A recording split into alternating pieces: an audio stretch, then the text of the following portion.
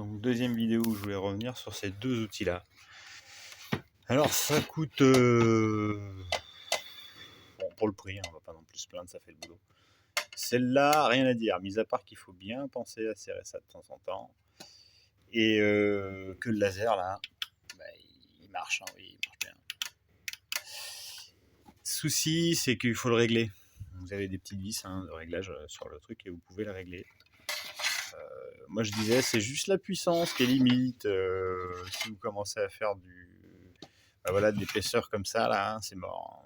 Vous allez... Bon, ça coupe. Mais la lame s'arrête souvent, la batterie se met en sécurité, ou c'est la machine, j'en sais rien. Mais c'est pas forcément terrible.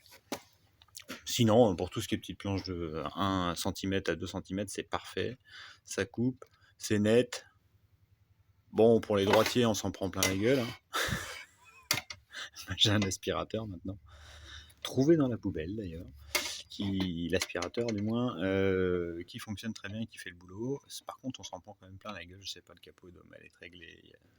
Ça part sur l'arrière aussi. Là. Voilà. Ah oui, c'est plein de copeaux. Après, ça fait le boulot. Même pour les petites branches à la maison, c'est très bien. Après, celle-ci, c'est ça. Alors ça, j'avais acheté ça. Ouais, super. Tu vas voir, c'est mieux l'outillage. Batterie, plus ou moins, j'ai envie de dire, parce que là, moi je vous le dis, voilà. Oh, bah c'est quoi cette merde? Bah oui, c'est moi qui l'ai réparé. Parce que l'outillage qu'ils vous vendent, c'est un système qui est, ma foi, pas bête. Voilà. Là-dedans, je sais pas si vous voyez, il y a deux petits ergots qui viennent choper la lame. Souci, c'est que d'origine, le truc il était en bringue.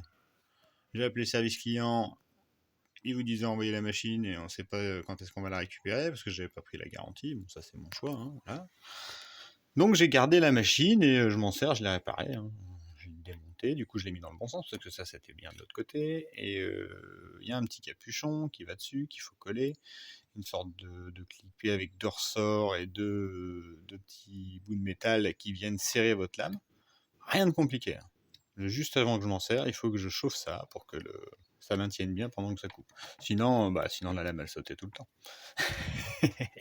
Et j'ai pas regardé, mais je pense qu'on peut même changer complètement le système. À savoir, j'ai une Makita aussi qui a le même diamètre. J'ai regardé au pied à coulisses et ça peut fonctionner. Voilà. Bricoleur jusqu'au bout, même quand on achète de l'outil neuf. Je sais que c'est chiant, mais bon, pour 70 balles, je crois, avec il y a un boîtier, un chargeur, une batterie, c'est pas si mal que ça. De toute façon, faut pas demander de trop. Donc voilà pour ces deux machines-là.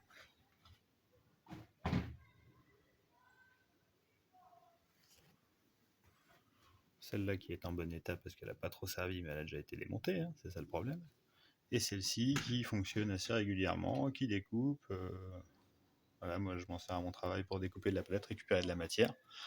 Ça, c'est un autre sujet. Voilà pour les infos.